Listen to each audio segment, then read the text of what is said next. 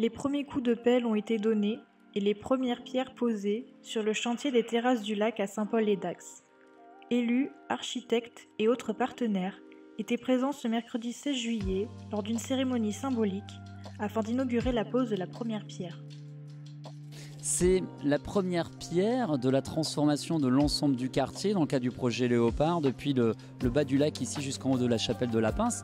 Un projet qui va nous amener jusqu'à 40 ans ou 50 ans de par la requalification au fur et à mesure de cette zone-là. Donc nous avons déjà beaucoup parlé dans cette logique de mixité d'usage, également de mixité sociale, et le tout sous le sceau de la transition écologique et énergétique. Il s'agit d'un îlot dans lequel on travaille logements sociaux, logements en accession sociale et logements libres.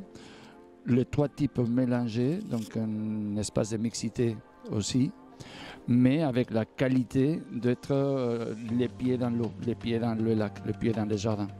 Mais ce quartier mixte est avant tout un écoquartier.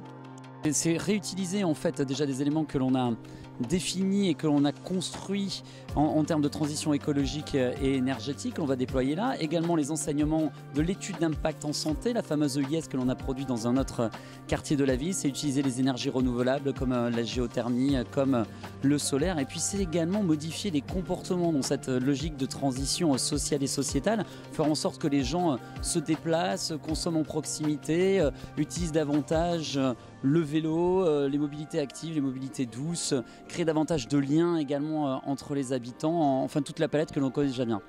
C'est important parce que ça permet de répondre à plusieurs objectifs, celui de transition écologique et énergétique dont je parlais, de répondre à la grande problématique et l'urgence qui est celle de l'habitat.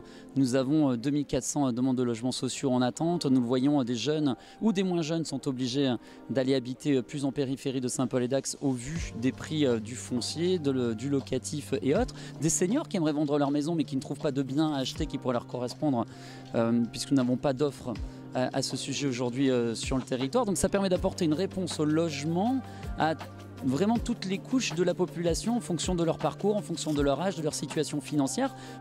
L'objectif de transformation de ces quartiers, c'est de végétaliser les quartiers à minima 40%, voire 50% sur l'ensemble, transformer les paysages d'entrée de ville complètement avec des alignements d'arbres, avec un boulevard beaucoup plus urbain qu'il l'est. Bien évidemment que c'est un emplacement stratégique ici à Saint-Paul-et-Dax que chacun connaît, dans une logique aujourd'hui, telle que le disait l'historien de l'art qui a travaillé sur la mission patrimoine, de plan de campagne du nom de cette fameuse ville dans le sud-est de la France, où à l'époque, dans les années 70, on construisait des boîtes à chaussures, ce que Pablo Samaniego appelait tout à l'heure la France moche, enfin du moins c'est la presse qui l'appelle comme ceci. Et effectivement, on sent que c'est une période totalement révolue par rapport à nos modes de consommation aujourd'hui, et puis également en termes d'insertion urbaine, telle que nous l'avons à Saint-Paul-et-Dax. En fait, oui, on parle de logique partenariale parce que c'est un véritable travail d'équipe qui mobilise plusieurs partenaires, des institutions.